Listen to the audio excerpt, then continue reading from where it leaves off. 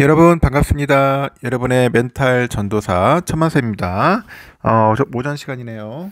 제가 새벽 영상을 올리다가 제가 좀 실수를 했던 것 같아요. 저의 불찰로 인해서 제가 좀 늦게 올렸습니다. 그 점 양해 부탁드리고 비가 좀 주룩주룩 오는 것 같아요. 비 조심하시고 눈 조심하십시오. 눈도 오는 곳도 있을 것 같아요. 날이 좀 싸늘하지만 그래도 좀 많이 풀린 것 같습니다. 이 봄비죠, 봄비. 봄비를 통해서 또 3월을 또 싱그럽게 한번 또 맞이하는 것 같습니다. 낸드 가격 관련돼서 한번 잠깐 이야기를 해볼게요. 낸드 가격이 떨어지면은 삼성전자도 그렇고 하이닉스도 그렇고 그렇게 썩 좋지 않다는 겁니다. 다행스럽게 낸드 가격이 뭐 2달 연속 올랐다 뭐 그런 이야기가 있어요. 왜 올랐을까 봤더니 AI 수요가 있는 것 같아요. AI 수요로 인해서 좀 올랐던 것 같은데 하반기에는 좀 좋지 않겠냐 뭐 그런 이야기들도 있다는 겁니다.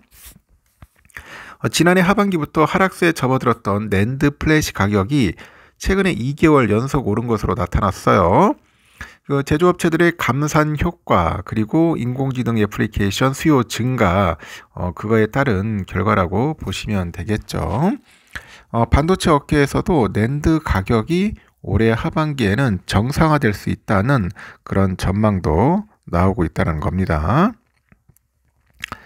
시장조사 업체에 따르면 지난달 28일 메모리 카드하고 USB용 낸드 플래시 범용 제품이 있습니다. 128기가짜리 같은데 이 평균 고정가를 보니까 전월보다도 5.29% 올랐답니다. 5.29% 많이 올랐네요.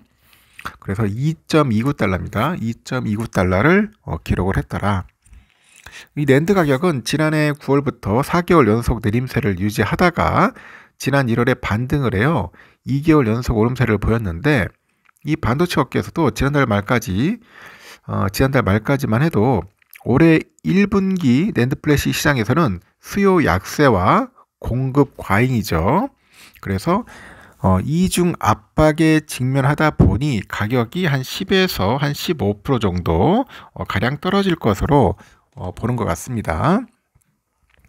다만 삼성과 하이닉스 그리고 미국 마이크론 이렇게 일본 키옥시아 등 낸드 업체들이 선제적인 감산에 돌입을 했대요. 그러다 보니 공급 과잉이 일부 해소됐다고 그런 이야기를 하는 것 같습니다.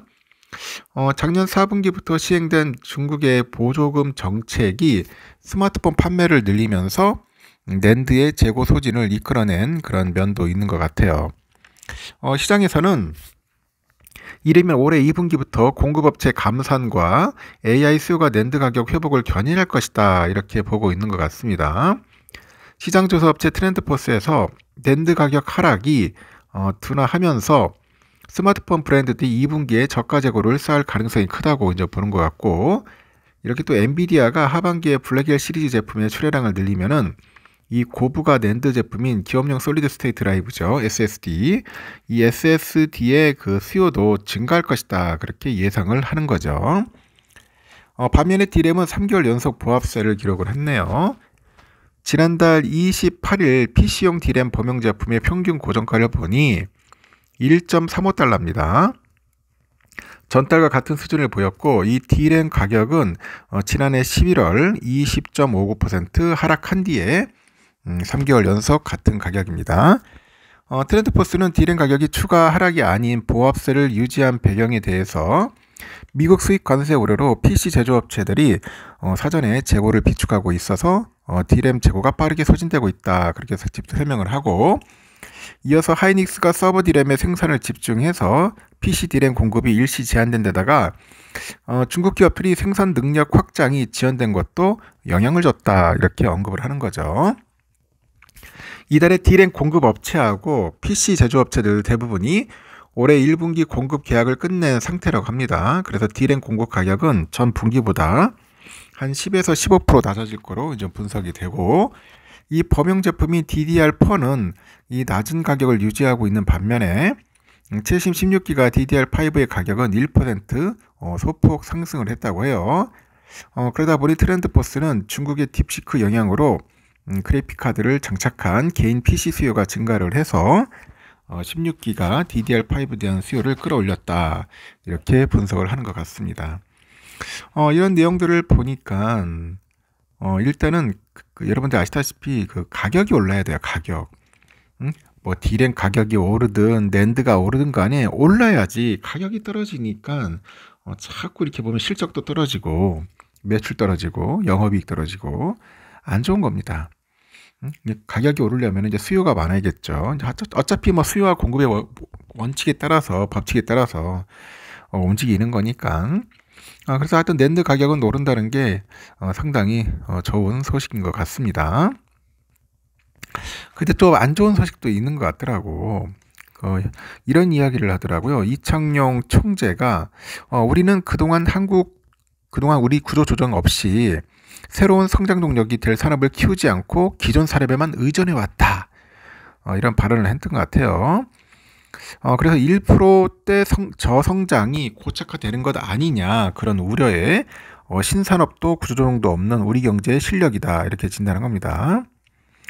사실 우리나라의 주력 산업이 반도체가 된 지는 오래됐어요. 여러분들 아시다시피 반도체 없이는 먹고 못 살아. 반도체 좀 어쩔 뻔했어요. 난 그런 거 보면은 진짜 우리 고인인 이건희 회장님이 참 난 존경스러워요. 이건희 회장님 아니었으면은 우리나라 진짜 어떻게 됐을까 걱정스럽습니다. 뭐 대통령, 뭐 국무총리, 국회의원들, 뭐 각 여당 야당 대표들 보세요. 하는 꼬라지를 보면은 제대로 하는 놈 누가 있습니까?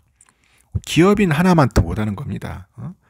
진짜 저는 이건희 회장의 그 탁월한 그 안목과 미래를 제대로 어떻게 보면 잘 설정을 했던 것 같아요. 그러다 보니까 우리가 이렇게 반도체 하나 잘 만들어가지고 삼성전자하고 하이닉스도 그렇고 이렇게 우리의 주력 산업이 됐고, 이 반도체로 인해서 우리가 먹고 사는 거 아니겠습니까? 좀 안타깝습니다. 그런 분이 옆에 없다는 게. 하여튼 대부분 사람들은 큰 고민 없이 우리나라 주력 산업으로 반도체를 꼽을 거고, 삼성전자 망하면 우리나라가 망한다는 소리가 있어요. 그런 우스갯소리가. 이게 진짜 말 그대로 현실이에요. 현실. 실제로 매달 수출 실적이 발표될 때마다 반도체 품목이 1등입니다.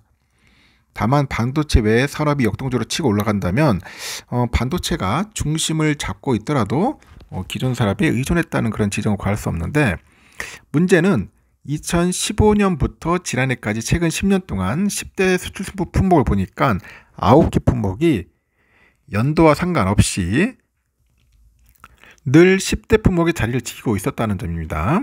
이 10대 수출 품목의 수출액을 합치면 전체 수출액의 과반이라는데, 우리나라 경제의 최소 절반 정도가 큰 변화 없는 고인물이야, 고인물. 이 고일대로 고여버린 이 10대 수출 품목의 변화 추이를 한번 보면은 반도체, 자동차, 선박, 합성수지, 자동차 부품, 석유 제품, 평판 디스플레이하고 센서, 철강판, 무선 통신기기, 이걸 합니다. 참, 그 10위 밖으로 밀려난 적은 없는 품목들도 있는 것 같은데, 하여튼 10위 안에 들었던 다른 품목은 뭐냐? 컴퓨터 사업 4번, 뭐 정밀화학 원료 3번, 플라스틱 제품 2번, 전자응용기기 1번, 뭐 이렇답니다. 그래서 제가 볼 때는 이렇게 수출품들이 여러 가지가 있는데, 이제 반도체를 뛰어넘을 수 있는 그런 수출품이 나왔는데 아직까지 그런 제품도 없는 것 같고 매번 고여 있기 때문에 변화가 없다는 거예요. 그래서 상당히 좀 미래가 밝지가 않다, 뭐 그런 이야기들도 하는 것 같습니다.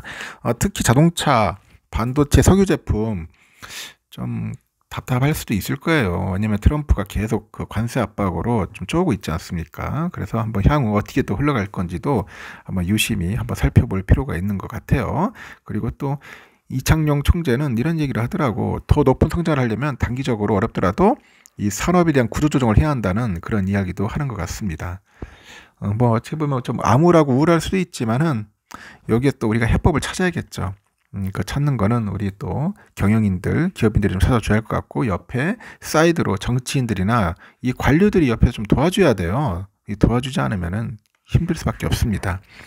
여기까지 하겠습니다, 여러분. 즐거운 오전 시간 보내시고 점심 맛있게 드세요.